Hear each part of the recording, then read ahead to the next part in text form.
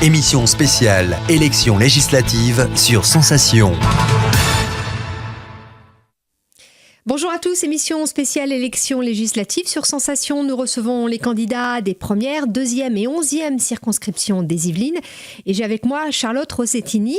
Bonjour. Vous êtes la candidate PS et PRG dans la première circonscription des Yvelines. Donc, est-ce que vous pouvez vous présenter, s'il vous plaît, d'abord, et puis nous expliquer pourquoi vous êtes candidate? D'accord. Donc, Charlotte Rossettini, j'ai 31 ans, j'habite à Versailles, je fais mes études à Montigny et à Versailles. Je suis une Yvelinoise. J'ai vécu toute ma vie à part un petit intermède de 2 ans en Irlande. Donc je suis employée dans un cabinet d'assurance et avant j'ai fait du commerce et de la restauration. C'est votre baptême du feu, cette élection? C'est mon baptême du feu. Alors j'ai toujours été sympathisante Parti socialiste et avec l'arrivée de Nicolas Sarkozy, je me suis dit ça vaudrait peut-être le coup de s'engager un petit peu plus. J'ai regardé localement ce qu'il y avait. Le positionnement du Parti socialiste localement me satisfaisait. Donc, je me suis inscrite il y a un an et demi, un peu plus d'un an et demi, juste avant, pendant les régionales. Et donc, voilà. Donc oui, effectivement, c'est un vrai baptême du feu. Dans un département et une circonscription où la gauche n'est pas forcément majoritaire... Pourquoi? Voilà.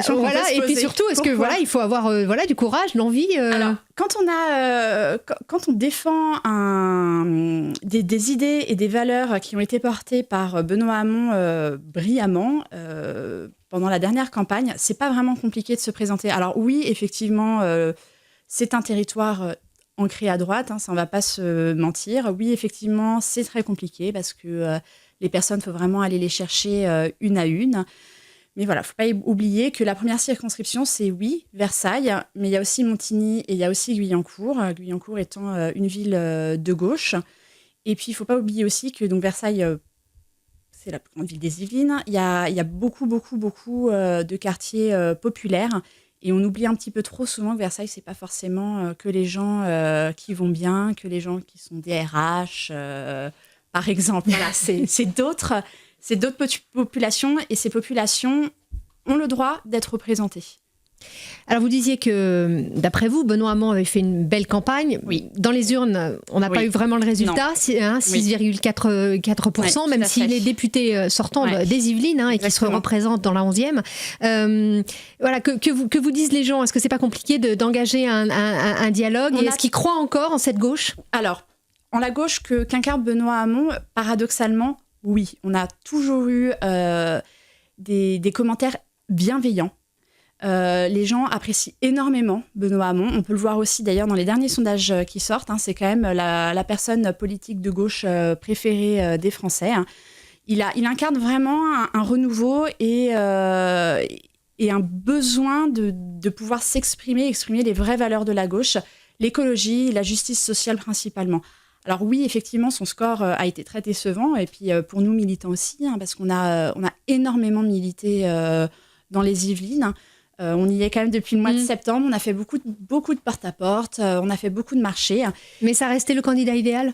Oui, malgré son résultat, parce qu'il incarnait vraiment ce qu'on attendait. Vous voyez, par exemple, on s'est beaucoup moqué du revenu universel. Ça a été beaucoup décrié comme une mesurette. On en parle encore.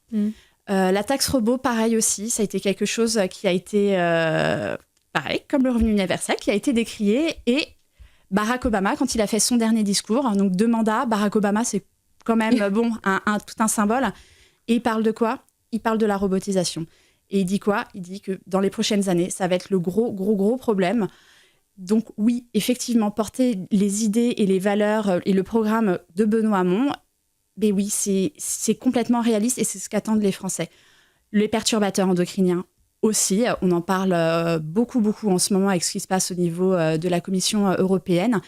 Donc voilà, ça a été des sujets sains, il n'y a pas eu de populisme. Il a vraiment essayé il a fait le constat, voilà. Qu'est-ce qui s'est passé durant ces 5 dernières années? Il y a des choses qui ont été bien pendant ce quinquennat. Il y a les rythmes scolaires. Ça peut être décrié, mais il faut attendre quand même 2018 pour avoir un vrai feedback dessus. Et il y a eu le mariage pour tous aussi, qui quand même est une très belle réussite. Puis il y a des choses qui ont été très négatives et qui ont divisé la gauche, qui vont diviser la gauche encore pendant longtemps, comme la déchéance de nationalité et la loi travail. Beaucoup de militants socialistes des Yvelines étaient dans la rue et ont manifesté contre cette loi travail. Et donc c'est pour ça aussi que c'est important de continuer à porter nos valeurs.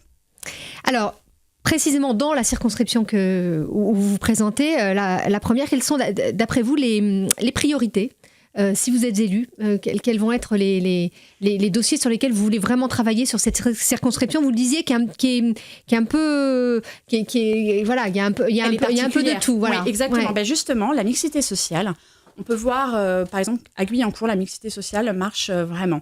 Vous prenez une classe où il y a une vraie mixité, hein, les enfants vont réussir. Il n'y a pas cette adéquation partout dans la circonscription. Par exemple, quand on parle de Versailles, quand les médias parlent de Versailles, ils vont parler de sens commun. Ils vont parler du super score que François Fillon a fait à la présidentielle, 44% quand même, c'est beaucoup. Mais encore une fois, on en oublie les quartiers populaires. Moi, ce qui m'importe, c'est vraiment qu'il y ait une vraie mixité, qu'on commence à l'école, et puis qu'il y ait aussi la possibilité de pouvoir mieux se mouvoir, et puis d'avoir vraiment un territoire bienveillant où on puisse vivre ensemble, où il y ait des vrais échanges aussi entre les communes et pas que ce soit séparé. Le découpage, il est comme il est, mais justement, on peut profiter aussi de ce découpage pour mélanger les genres, en fait. Merci beaucoup. Je vous en prie. Déjà, merci à vous. Charlotte Rosettini, je rappelle que vous êtes donc la candidate PS-PRG dans la première circonscription des Yvelines. Et pour ceux qui nous écoutent et qui nous regardent, vous pouvez aller sur radiosensation.fr pour voir les autres candidats de cette circonscription des Yvelines. Merci à vous, à bientôt. Merci à vous. Au revoir.